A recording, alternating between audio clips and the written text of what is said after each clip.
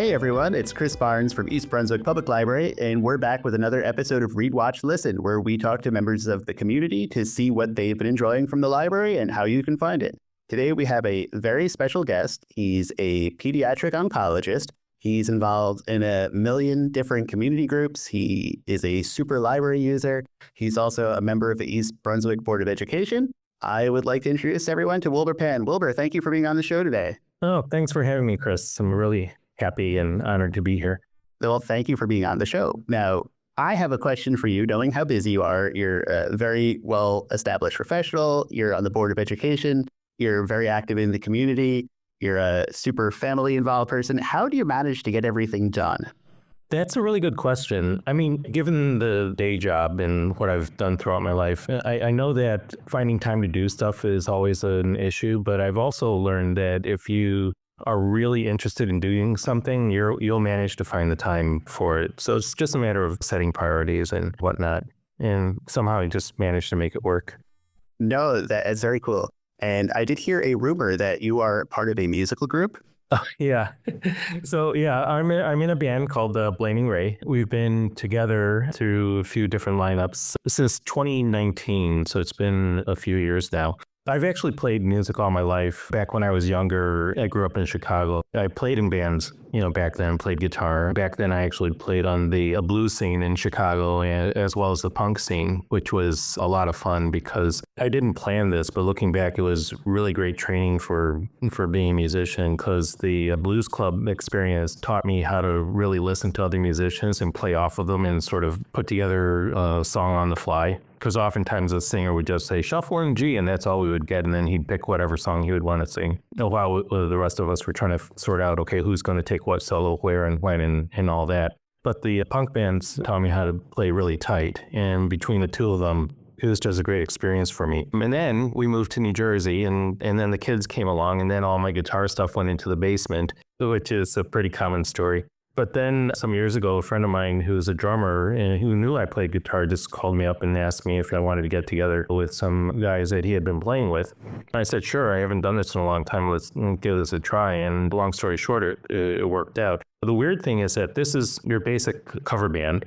And I've actually never played in a cover band before in my life. So it's been a real interesting experience because I'm much more used to just making up parts to a song rather than trying to recreate something that's on a record. But I don't know if this is our official tagline, but my tagline for our band is that we're old, but we're loud. So go with that. That reminds me of there's several old Weezer t-shirts that said, if it's too loud, you're old. Or if it's too loud, turn it down. So no, I totally get that. So I guess you'll probably have lots of good music recommendations till we get to that part of the show. I should also mention that there's an extra East Brunswick tie with our band. So our band's called Blaming Ray. Ray is our drummer, and he lives in Jackson. Vinny is our singer, and he lives up north. I want to say around the Bayonne area. But Mark is our bass player, and he actually lives here in East Brunswick as well. So that's pretty cool. Very cool. All right, so let's get into the meat of the podcast. Let's start out with the read. Wilbur, what have you been reading lately? There is a book I've been reading recently called Interior Chinatown.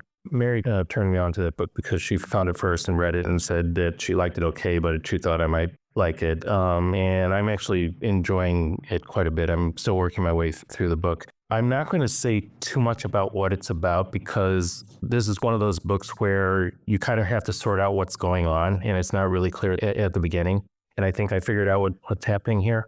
But the basic description of the storyline is it involves two guys who work in a Chinese restaurant in Chinatown and the things that happen to them that cause them to try to sort out what their real position in life is. So, and I don't know how good a job I'm doing of selling this book, but like I said, I'm really enjoying it. It also became a TV show on Hulu, I think, by the same name. Stars Jimmy Liang and Ronnie Chang. Well, you piqued my interest, and now that I found out that it's on Hulu, I think I'll have to check it out later. So we'll segue there since we'll go to the watch, because I'm sure we'll have more fun talking about the music stuff. So what have you been watching lately? So because I was running for the Board of Ed this year, I spent a lot of time walking around East Brunswick as opposed to watching TV or movies. And when I was getting ready for the podcast, I was going back over what I had watched and realized that my list was pretty short. But the things that really stick out in my mind are from this year are Dune Part 2, which I thought was terrific. I also thought the first Dune movie in this particular rendition of it was really great as well. And the other thing that I've done is when I'm on a flight and I'm looking through the movie options, I'll generally look up the Chinese movies just to see what's available. And I ran across this one movie on a flight called The Pig, the Snake, and the Pigeon, which is a movie from Taiwan about this guy who is a hitman. And the way the movie starts is he assassinates a crime boss of some sort or other, and then he immediately goes into hiding for like 4 years. And then at that point in time, he discovers he's got like stage 4 lung cancer, and he's thinking about, how he wants to end his life. So he decides to try to create a clean slate for himself and turn himself in. And when he comes into the police station to turn himself in, the cops don't even recognize him. And he gets a little bit upset about this because he had considered himself to be like one of the top gangsters in Taiwan. And then he sees a wanted poster where he's actually number 3 on the list, which really makes him mad. So he leaves. And he decides that what he's going to do is he's going to take out the first 2 people on that list, and then he's going to turn himself in. But then the movie takes a lot of really wacky twists and turns that at least I found highly entertaining. That does sound really interesting. Yeah. And again, if you're listening to this, if you want to find any of the stuff that Wilbur's been talking about, we are going to put notes in the podcast description so you can find these in our library catalog or where you can find them online. And last, Wilbur, this movie is actually available on Netflix. I did check that before. Oh, see, he's even doing his homework. This is why he's awesome. Our producer, Melissa, thanks you. So last but not least, let's talk about what have you been listening to? Oh, yeah. Listening is something I actually have had time for because you got to drive around in the car and do something while you're on the road. So just because I listen to so much music, it's always hard for me to pick a favorite. And there's another podcast I listen to where it's about woodworking. And one of the segments they do is called All-Time Favorite Tool of All Time for This Week. And so that's kind of how I thought about, what I'm listening to. But the albums that have really stood out for me this year, the first one is by the Linda Lindas called No Obligation. The Smile, which is almost exactly like Radiohead. It's Tom York and Johnny Greenwood from Radiohead, along with the new drummer. They put out a pair of albums this year called Cutouts, and the second's called Wall of Eyes, which I thought were great. Kendrick Lamar just put out an album with almost no warning called GNX that I've been listening to a lot. It's now my fascinating, but it's also very uneven. It's certainly not as good as To Pimp a Butterfly, but that album has been catching my ear. And then the last one I've been listening to a lot is by a band called Shellac. They're from Chicago, and they're fronted by a guy named Steve Albini, who is really big in the Chicago music scene and big on the indie rock scene as a producer. This album's called To All Trains, and it was the last record they made before Steve Albini unfortunately died this year. So, and I, as a Kendrick Lamar fan myself, I can completely agree with you. It's a really good album. There's some hits or misses on it, but it's also interesting too, the more I listen to it, the things that I started liking the first couple listens, I don't really care for as much, but then I notice things in the other ones. I like that it requires a lot of thinking to listen to, if that makes any sense. Yeah, that's a good take on this album. Yeah, so that's great. So, Wilbur, thank you for being on the show. Is there anything else that you want us to know about you or your the millions of things that you're involved in?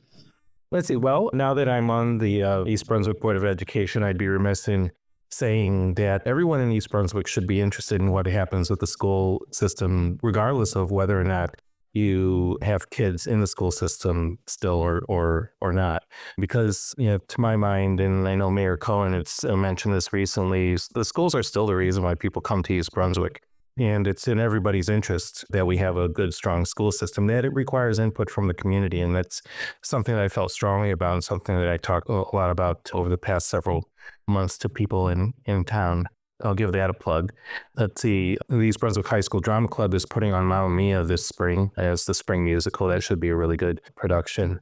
And if anybody needs a band, my band's looking for gigs. So we got that. And how can we find your band online? Oh, we have a Facebook page. Again, we're called The Blaming Ray. Again, Ray's our drummer. We blame stuff on him. That's how we got to the name. Sounds good. All right, Wilbur, thank you so much for your time. And we see you at the library, see you around town.